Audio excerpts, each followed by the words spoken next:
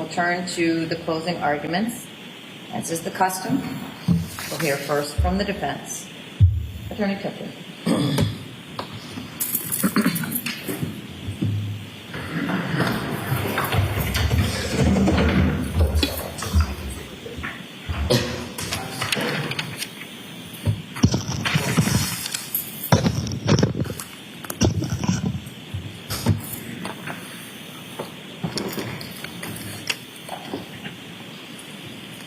What could happen to a loving father and a loving husband? We're making line of police for 4 days. Search for the unspeakable on the internet. Exposed body of the woman that you adored. Government suggests it was an affair. There's no proof of that. There's no proof that Brian Walshe knew anything about an affair between the woman he loved and William Tipton. Money? Second reason that the government suggests. Family money? Money that the family had worked together for years and continued to talk about in text messages and the sales of property, trying to protect the assets for the benefit of the whole family and the future of their 3 children. A motive? There's no motive.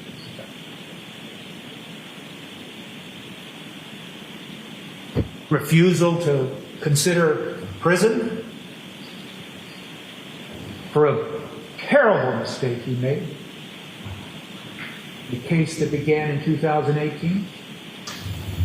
There's no proof of that he was afraid to go to prison. Who wants to go to prison? But prison was always on the table. And it was just something that he had to face up to, and something that he did. So, what would cause a loving husband and a loving father to do the things that you heard about in this case? Could it be something that was sudden, something that was unexpected, something that was unbelievable, something that only a medical examiner would understand, have knowledge of? But not a man like Brian Walshe. Something that is terrifying, something that defies logic when it happens. How do we know that Mr. Walshe was a loving father and a loving husband? We know from much of the testimony of Jim Mutlow. We know from simple testimony from Julie Basler from KinderCare. When asked questions about her experience with Mr. Walshe and the children, that he would show up and he'd be interested and he'd be friendly, and he was always interested in the progress of his children. And how do we know he was a good father? Because Anna Walshe trusted him with their 3 children, 24 hours a day, 7 days a week, for all those times she was up in Washington, D.C.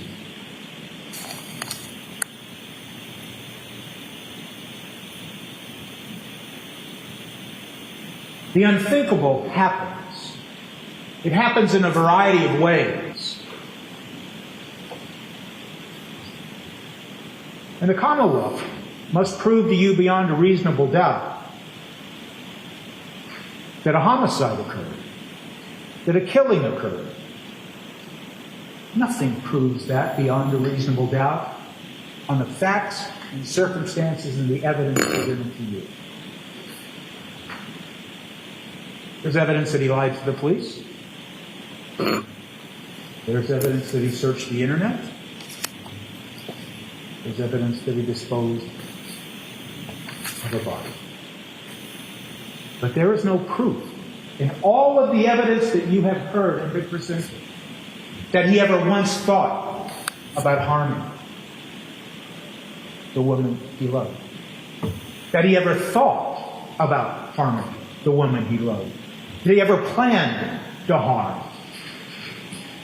Did he ever intended to harm?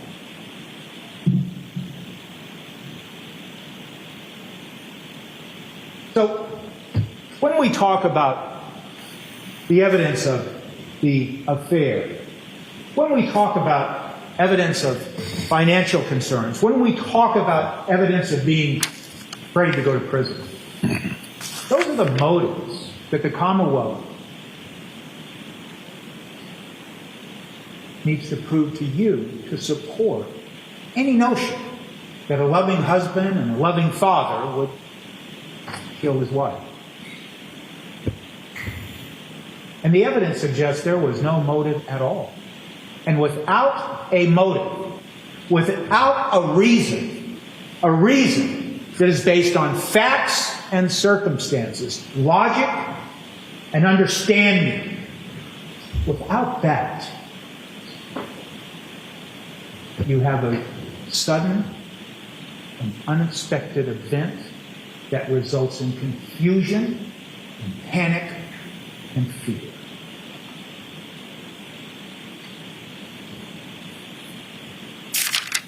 All of those things that are so troubling and horrific that you've heard evidence about, they may be argued that they show consciousness of guilt. But people do things, terrible things sometimes, not out of guilt, but out of fear, out of disbelief, out of confusion. Certainly, a loving father and a loving husband would feel guilty about what he did do. Not just about lying to the police, but what he did do in the context of what he did to the woman he loved. In a moment, in hours, and in days of confusion and disbelief and horror.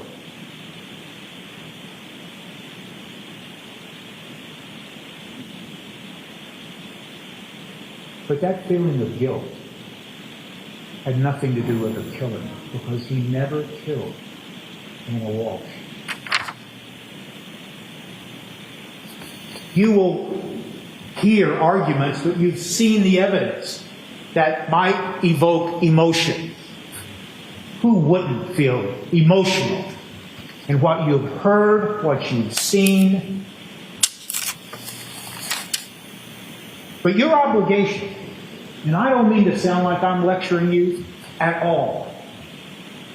Her Honor will instruct you on the law, and that is not my province, but you cannot base your verdict on sympathy for Brian Walshe. You can't base your verdict on anger to what Mr. Walshe did. You can't base your verdict on passion, based on the evidence that you've heard that is upsetting and terrifying and at times disgusting. But that's not what you can do as jurors in this case.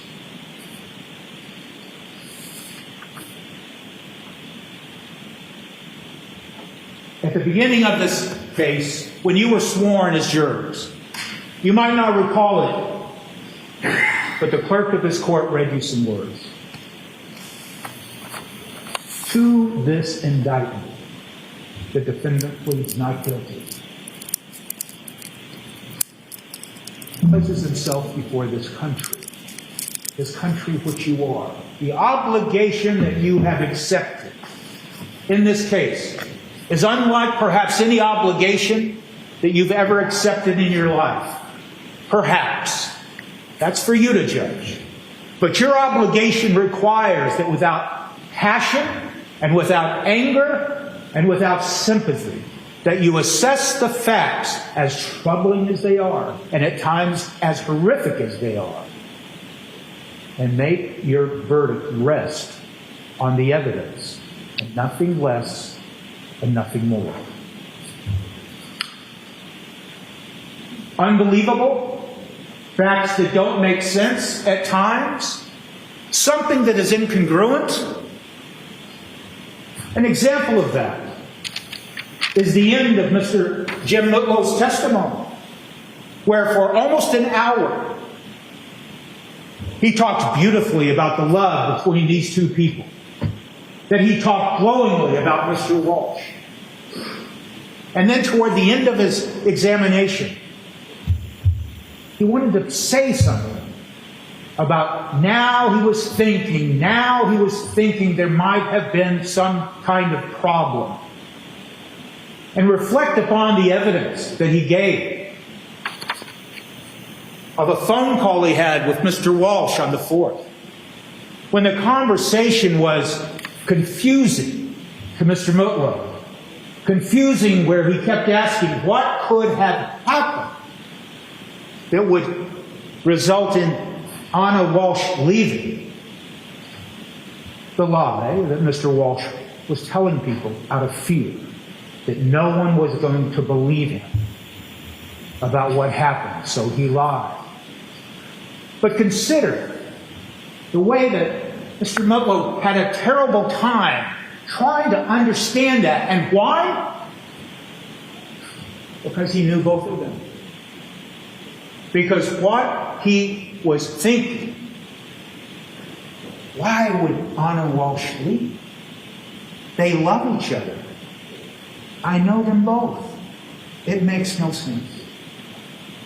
And that is what happens when something happens that is totally confusing. You just can't believe it. And you seek answers. You yearn for answers that make sense of something. And when something sudden and unexpected happens, something tragic, your ability to come to terms with it, when it's such a dynamic and such a tragedy, you change. You change.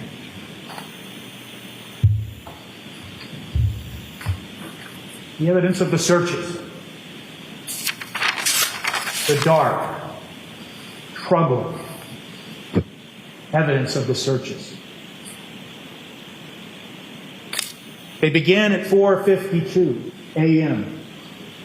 on January 1st of 2023. And the first one is, how do you dispose of a body? It causes chills. It causes disgust. Look at all of those searches. Think of how they evolved. Consider how they go from one subject to another in rapid fashion. Searches conducted by a man that is in disbelief, in confusion. 5 hours spending with his wife on New Year's Eve, enjoying life, talking about the future. And then the sudden and unexpected tragedy happens, and it doesn't make sense. If Mr. Walshe began to make those searches with murder in his heart as a result of murder, then why isn't the first search how to dispose of a body after murder? Because that's the search that occurred 6 hours later. And when you see that word murder, no one would not react to that word. And certainly as jurors in this matter, you're expected to react in a way to that. What does that mean? Does that mean that he in fact murdered his wife? But think about it in context. In this case, on these facts, context matters.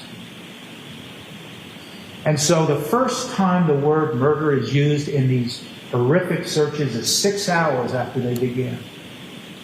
And I tried to ask Trooper Garino, one of the forensic specialists as he called himself, associated with the Mass State Police, I tried to ask him, well, it's only logical, isn't it,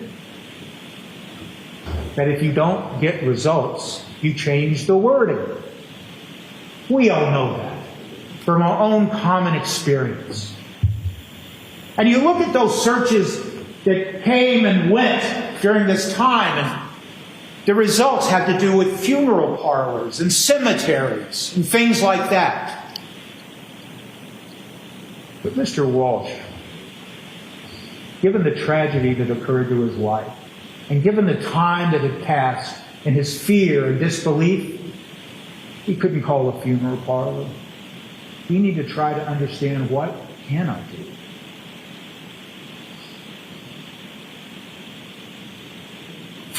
Then the searches become darker. They become more upsetting. Now the thought is dismemberment. And there's searches like that. You've heard about them. You'll read about them. And then you see searches that cover days. And there's searches about cleaning. And there's searches about how to clean up. You'll read them. And even though they don't talk about murder, they are equally upsetting, because you're thinking, as jurors in this case, he's thinking about cleaning up the basement. He's thinking about how you clean a concrete floor. Context.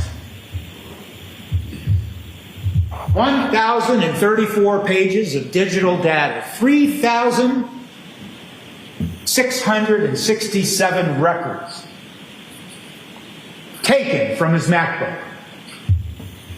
Not one record, not one page refers to any plan. Not one record, not one page refers to any intent to kill. Nothing. So keep it in context when you review that exhibit and those searches, and ask yourself, why is a man searching now if he had intended to kill his wife? Why is the man searching now if he had planned to kill his wife? And that is the government's theory. He planned. He deliberately premeditated the plan to kill his wife. Where is the evidence of premeditation? In thousands of pages of records. I suggest to you respectfully, you are the jurors. What is the evidence of premeditation?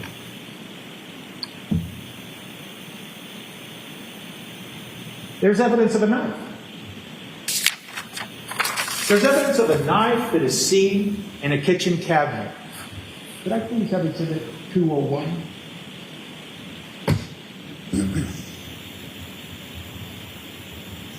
And next, exhibit 202. And finally, exhibit 203. The knife. It was above a refrigerator.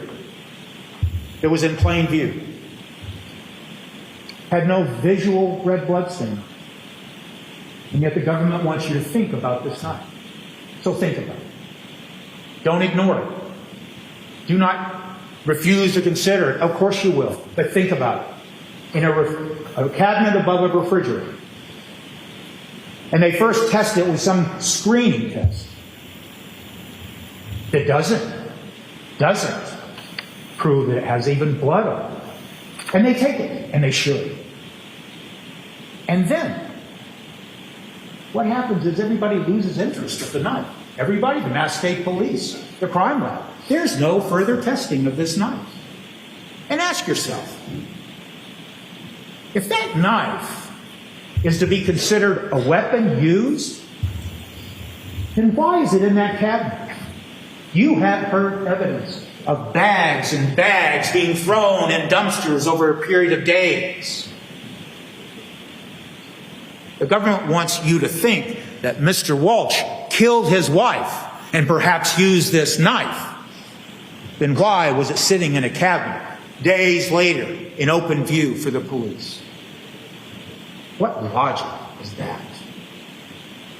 And there is no proof that it had one piece of biological evidence on it tied to any killing or any harm. And they simply lost interest in it. You can take it down now.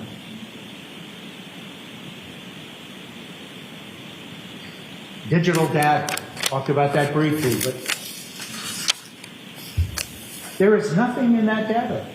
All of that data. And we're talking about text messages. We're talking about backbook searches. We're talking about the life that's embodied in computers that this day and age we know apparently keep track of everything we do and to some extent everything we think about.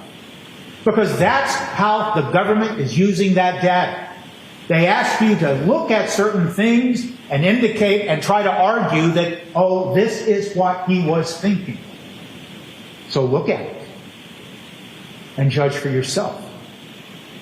What's in this data that demonstrates premeditation, or intent to kill, or intent to harm? You have heard and seen much physical evidence.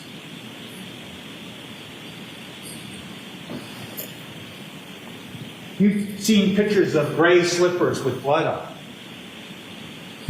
You've seen pictures of all kinds of physical evidence. And if the argument is made by the government, something about a dark gray slipper with blood on it indicates that a murder happened because, listen to the argument, of course you will.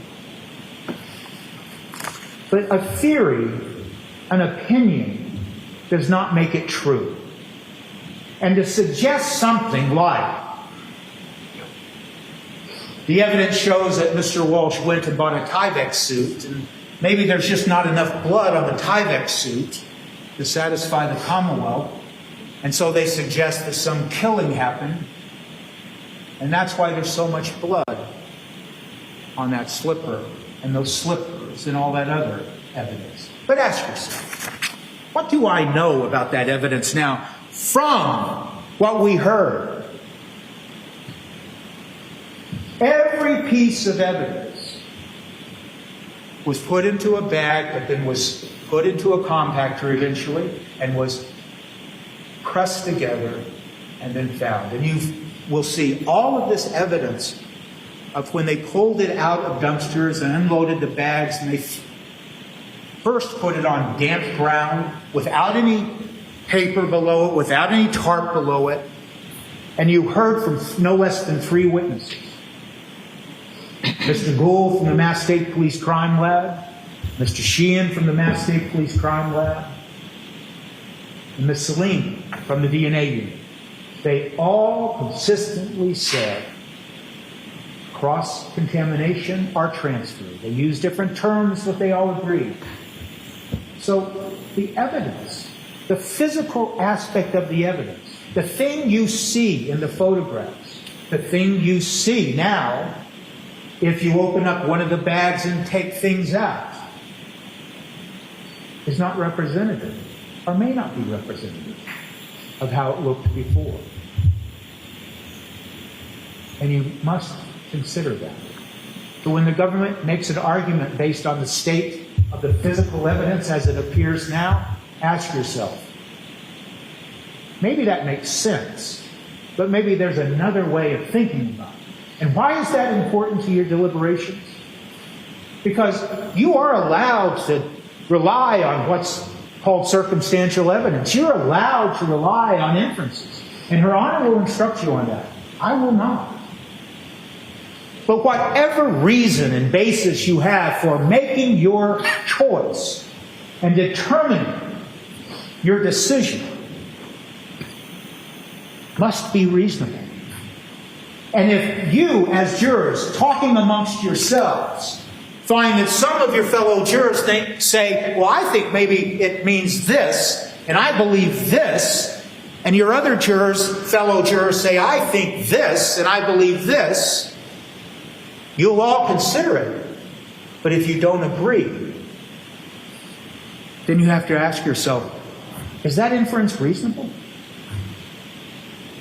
Is that circumstantial evidence built upon inference? Is that reasonable? And can I use that? And should I use that to try to reach a verdict under a standard of reasonable doubt or moral certainty?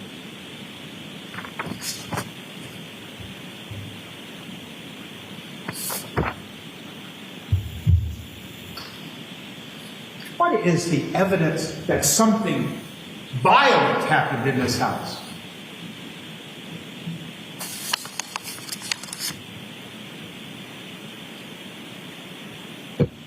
I went through every room as best I could with Mr. Sheehan. There was nothing found in the upstairs bedroom.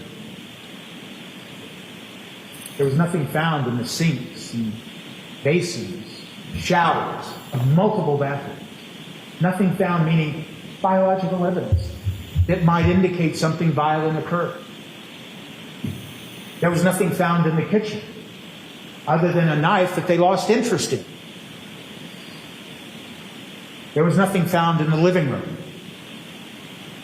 that had padding around the fireplace to protect the children from falling. There was nothing in that bedroom where Anna Walshe, Brian Walshe, as adults, enjoyed their life together and had spent their life together, perhaps every night, before she moved to D.C. to take that job. How do we know that? We know that because the photographs show there was nothing there. Even what was characterized as red-brown stains on curtains in the bedroom turned out not to be blood at all. We know that because trained examiners from the Mass State Police examined probably every square inch of that house. We know that because we saw photographs in her testimony about floor that was dug up based on their experience and training. That biological evidence, like blood, can fall between the cracks of flooring and reside on the subfloor. And so they tore the floor up, and you saw those photographs, and you'll have them. And nothing was found. Nothing at all. I asked Mr. Sheehan about blood spatter, and he forthrightly and honestly said, I'm not a blood spatter expert. But he explained it sufficiently to you. Someone wielding a knife or a weapon and causes blood to let out of a body, and you look for blood that has spattered with directionality. Nothing. Nothing in the bedroom, nothing in the living room, nothing in the bathrooms. No evidence that blood drained down the drains. Could I have Exhibit 217, please?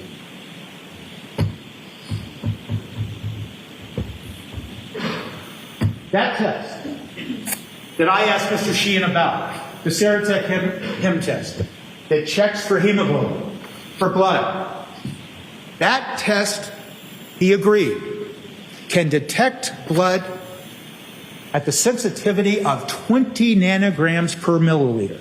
20 nanograms. A nanogram, as he agreed, 1/1000th of a gram. Think of how minuscule that is. And they used that all over the house.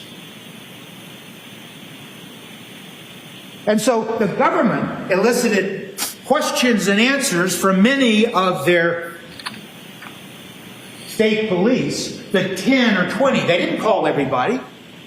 That's up to them. But apparently there was no need to, because 10 people or more, as Mr. Sheehan had described to you, he was estimating. He was trying to be as honest as he could and credible, and he was. 10 people pouring over that house all day on January 8th. 10 more people or more pouring over that house on January 9th. with their tools and their experience, and they don't find anything. Except multiple bloodstains where? In the basement. In the basement. On the concrete floor. Ask yourself, when you heard testimony that Mr. Walshe attempted to clean, and so therefore they couldn't find evidence in the other parts of the house because he cleaned it. Well, ask yourself, wait a minute. Is that logical to suggest that he cleaned the bedroom up so well nobody could find a thing? He cleaned the living room up where the rug may have been, and they couldn't find anything. Well, then you see those searches where he searches specifically for how to clean concrete. So you might infer, and it might be a reasonable inference, that he attempted to clean that concrete floor. And yet, what was found on the concrete floor? Multiple red-brown stains that turned out to be blood, and in some instances, we can all agree, based on the testimony of Ms. Salim, the profile of those blood drops matched the profile of Anna Walshe. So to suggest that Mr. Walshe did everything he could to clean the basement concrete floor with hydrogen peroxide and mops and cleaning fluids, only to have blood found on the floor, defies a reasonable inference that he was able to clean any part of that house sufficiently to avoid detection. And why is that important? Because nothing violent happened in that house, and that's why there is no biological or blood evidence anywhere in that house.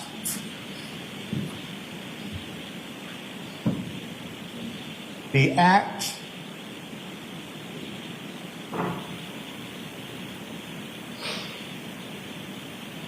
of trying to hide the body of his wife and the blood evidence that is seen on that carpet.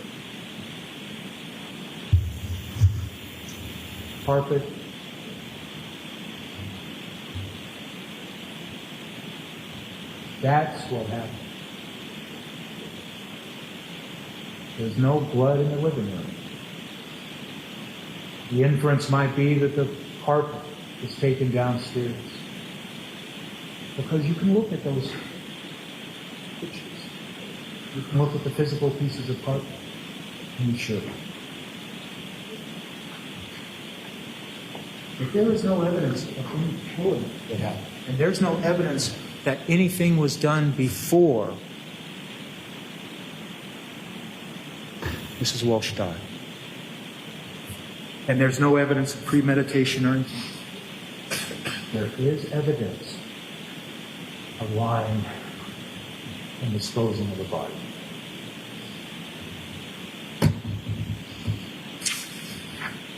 You can take that one statement.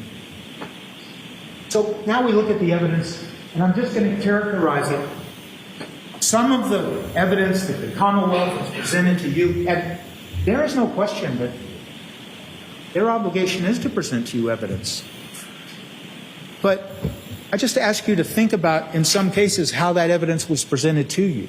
And I'm going to use a phrase that may or may not be entirely accurate, but it's cherry picking. It's looking at thousands of points of data and asking you to think about it, but not telling you why you should think about it. And what am I talking about specifically? And I'll give you some examples. We already talked about the hole in the ceiling, but let's talk about it a minute. They kept talking to you about that hole in the bedroom ceiling as if it was of some significance. And yet you recall the testimony of Mr. Sheehan. I didn't see anything significant about it. It looked like somebody might have fallen through the ceiling.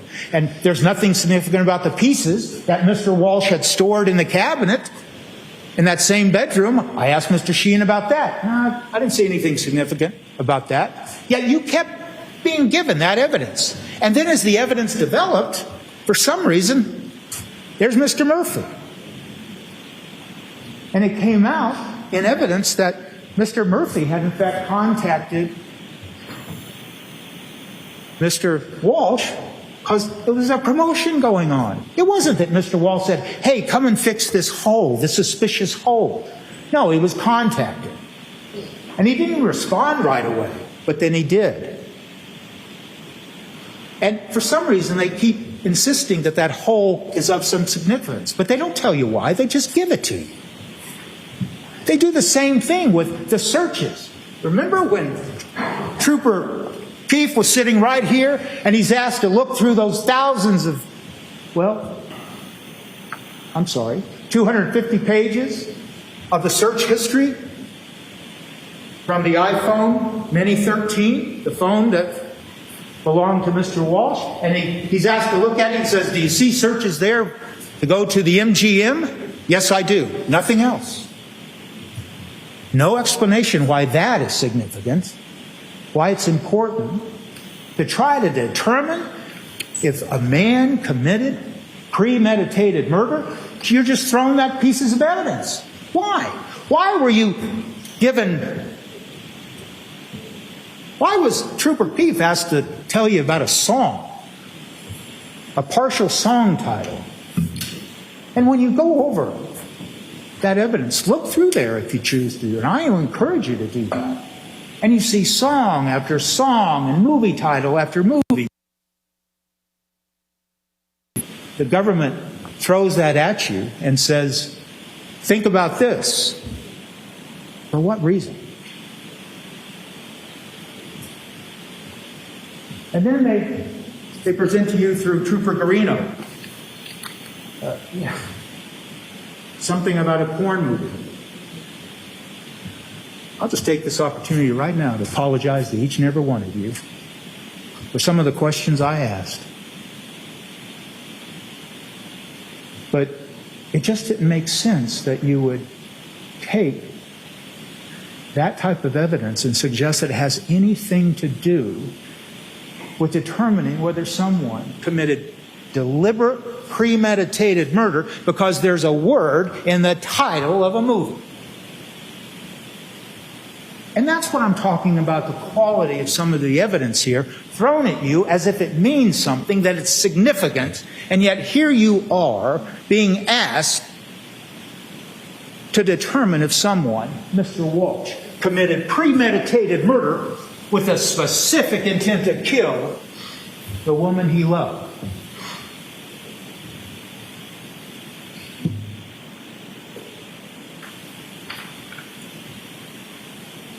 When we talk about premeditated murder, when we talk about planning, you have to ask yourself, did I hear evidence of the conduct of a man who premeditated, a man that had thought about a killing, a man that had planned? I mean, think about what you heard. And we're not going to repeat all those things I've already said, but I want you to focus on one other piece of evidence. I asked Detective Schmidt, when you went down to the basement on January 4th, you saw some bags down in the basement. Yes, I did. What did you think was in those bags? I thought they were pieces of rug. My goodness. What does that tell you about the thinking process and the sloppiness and the lack of any planning or careful thought that you would expect out of someone who had planned a murder? And then he lets a police officer walk down in the basement, and the police officer, based on his training and experience, uses, I think he said, his boot, and he felt it, and he said, felt like pieces of rug to me. Rug that is in evidence that has blood. Think about all of that when you're thinking about it. Did this man, Mr. Walshe, did he plan anything? No. Did he intend to kill anybody? No. Did he kill Anna Walshe No, the evidence does not support a finding of premeditated murder with specific intent to kill based on the evidence, not based on sympathy, based on the evidence. What's some other evidence that is troubling? Mr. Walshe is talking to the police and he says, "I messenger." When asked about, and he was trying to explain it, things will come up on my phone that I thought were for me, but then it turns out they were for Anna. And so the government seizes upon that evidence and suggests that there's evidence that Mr. Walshe had seen text messages between Anna Walshe and William Fastow. And those text messages between Anna Walshe and William Fastow, some text messages are placed into evidence, and I'm sure you'll look at them. And why would the government want you to believe that Mr. Walshe saw those text messages? Because some of the entries in those text messages are very upsetting.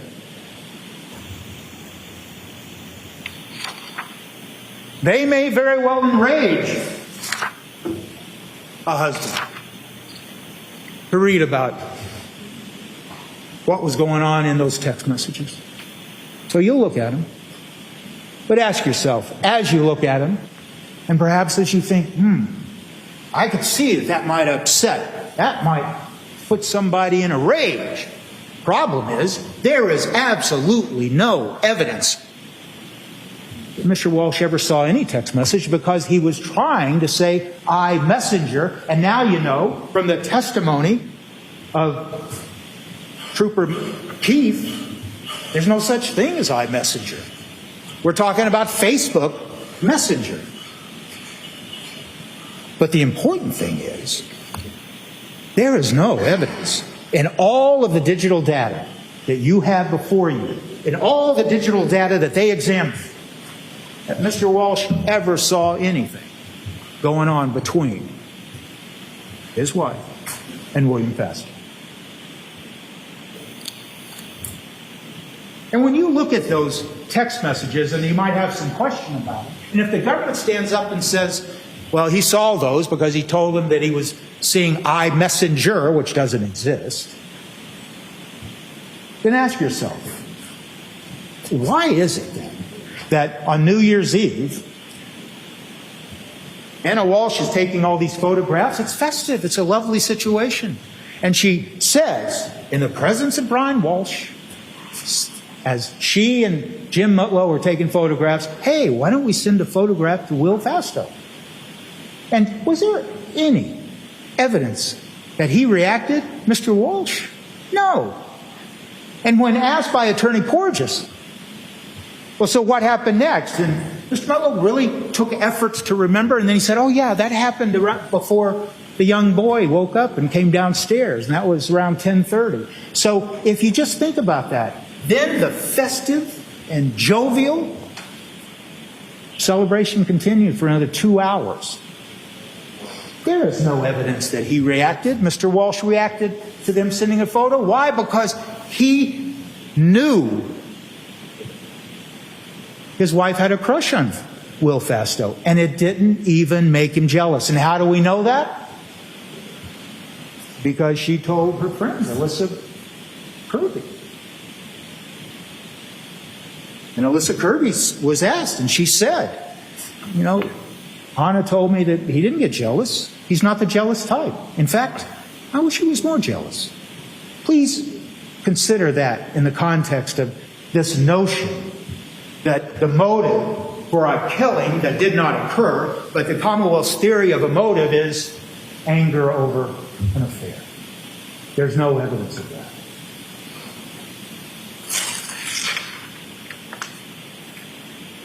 Dr. Atkinson told you. Dr. Atkinson described to you the phenomenon of sudden unexpected death. It happens. And just because it's rare, and just because the government will undoubtedly argue that that is nonsense, listen to their argument. But Dr. Atkinson made it clear it happens.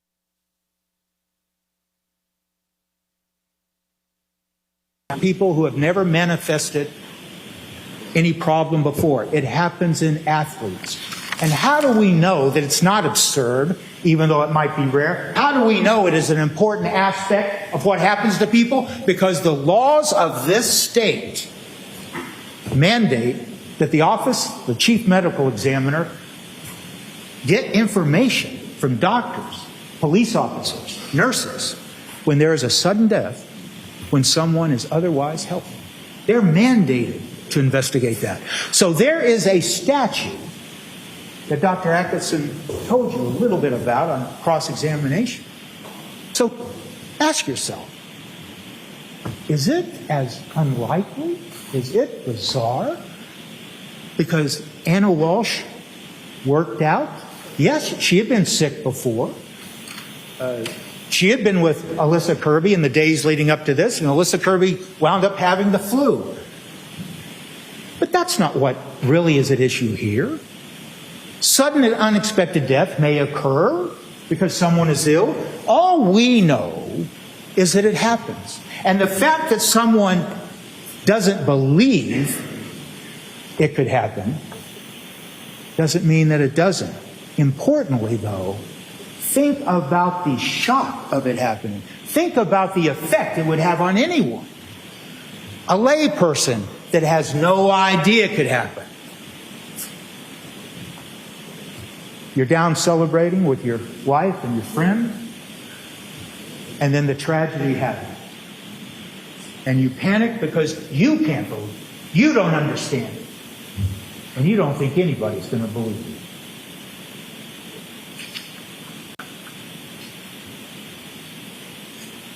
Context.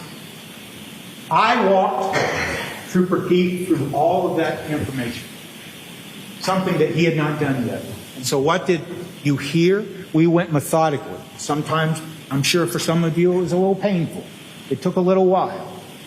But we went through hour by hour, day by day, that basically was the life and the experience that Anna Walshe and her husband, Brian Walshe, were going through in just the days leading up to January 1st of 2023. And what do you see? And you'll have that evidence. You won't have it compiled in the way that I presented it to you, because Trooper Keith never saw fit to assemble it in a way where you could really see what was going on. But what do you see, and what did you learn from the evidence? Two people communicating by phone and by text, talking about sales of property, talking about investments, talking about the future, talking about reinvesting, talking about buying new property in D.C., talking about all of that, and it's all in the text. Joking when Anna Walshe was ill and stayed home and told her husband that in the text. And then they joke about it. I'll get you a plunger. And she responds, it's right there on the text. Joking back and forth in the days leading up to New Year's Eve. I'll tell you what, I'll buy the plunger. You buy me a Porsche. And then you see him shopping for a Porsche for the woman that he loved. How does it go from, I'm going to find you the Porsche you want, that speaks once again to the financial issues that were non-existent? How does it go from that to someone who is purportedly premeditating and intending to kill his wife? And those texts lead right up until she arrives by plane in Cohasset to celebrate. So, context. Once again, divorce? About 11 minutes of talking about divorce and searching about divorce in 7 days of phone calls. And how did that divorce search come up? It came up in the context of protecting the family assets because they just sold the house in Revere that Jim Mutlow told you about. And they're trying to protect it. And the thought is to roll it over in a 1053C. And Mr. Mutlow explained that to you. planning for the future. That is the relationship between Brian Walshe and Anna Walshe in the days leading up to January 1st. So now we have come to just the evidence that, once again, just explains their relationship. Not supposition. Not trying to make up what they said to each other. You have that in their text. You have that. Then we get to New Year's Eve. We get to a festive event. Jovial, laughter, love, described in various terms, various ways. Not for 30 minutes, not for 1 hour, but for 5 or 6 hours. Laughter, talking about the future. Jim Mutlow described it for you. Brian Walshe cooking, standing across from the island, feeding both of them, talking, laughing. You see in the testimony that, yes, there was an affair. He didn't know it. He loved his wife. He treated his wife like the wife he loved, the mother of his children, until the sudden, unexpected event happened. Imagine you are so in love. You support your wife to get a job in D.C. You're going to take care of the kids because, one, you love your children, but you want to take care of them. You want to share property and protect the assets, so everything goes into her name to protect it, because he has this federal case. So let's protect our financials for the future. And then you hear the testimony of Alyssa Kirby. Yes, she was upset. There's no doubt Anna Walshe was upset. What exactly she was upset about? Maybe things weren't going really well in the affair she was having. Or maybe she was, in fact, stressed out. Who wouldn't be? They were living apart. She wasn't seeing her children. Now, maybe, it's up to her. Anna Walshe was a wonderful person and a wonderful mother. And that's why he loved her so much. But she had another life, and she went to Dublin, and that's another piece of evidence. They want to suggest to you he knows something about Dublin. Where is the evidence of that? None. And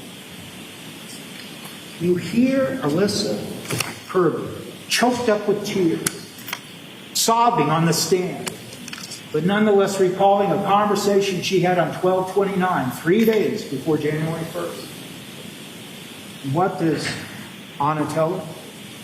Well, I don't know if I love him as much as I used to. Those are her words. I'm paraphrasing, but that was the gist of it. But I want him to take responsibility. Why? Not so she could kick him out, not so she could leave him, so they could reunite as a family. That was what Anna Walshe was talking about. That's what she was thinking, even though she was stressed, even though she was upset. And things like that happen in families, but families make it through. And that's what she was expressing. That's what she was expressing to her best friend, Alyssa Kirby. Could I exhibit 169, please?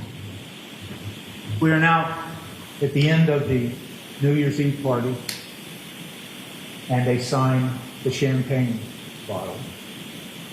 And we were talking about the feelings and the emotions and the state of mind of Anna Walshe and Brian Walshe, and looking towards the future. And this is on January 1st. This is on the day that the tragedy happened. Can you find it? I'm sorry. 169. Oh, I apologize. My fault. I'm sorry. Exhibit 257.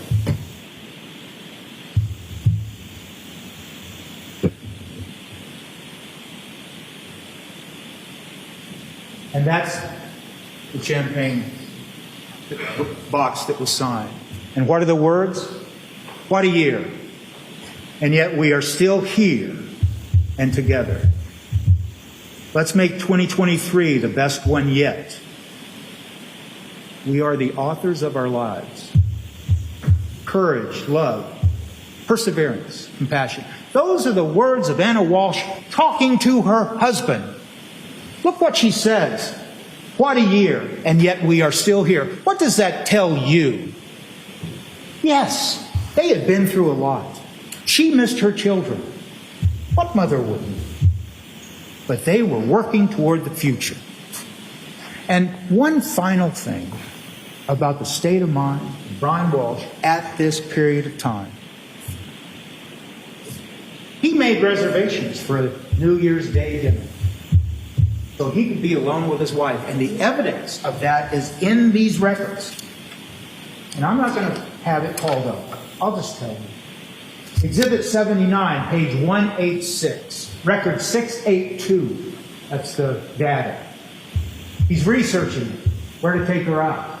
And you'll see a reference to Nightingale, a restaurant that I asked Trooper Keefe about. A restaurant that's right on the line of Marblehead and Lynn. Exhibit 59, at 12:27, those records indicate that Mr. Walshe credit card used to reserve dinner for $573.76. So him and Anna could spend New Year's Day celebrating. And Exhibit 170, a text from Nightshade Restaurant itself acknowledging the reservation. And those were the plans that he made. And the government will suggest that's some kind of evidence of premeditation. Well, it's not any evidence of anything but love. And I'll just tell you, when you look at that evidence, you'll see that that email exchange was deleted. It's right there in the evidence. And then you heard the federal probation officer saying he wouldn't be allowed to go there. He'd have to get permission. So yes, did Mr. Walshe lie to his probation officer for what reason? So he could take his wife out for a New Year's dinner, and that evidence, and the evidence that you saw in that champagne box, is what their life was right at the moment before the tragedy happened. That is the evidence. I'm sorry I talked for so long. I apologize. Mr. Walshe loved Anna Walshe, the mother of his 3 children. There's no evidence that he deliberately premeditated a murder. There's no evidence that he ever intended to kill Anna Walshe. None whatsoever. Mr. Walshe is not guilty. He's not guilty of murder. Thank you.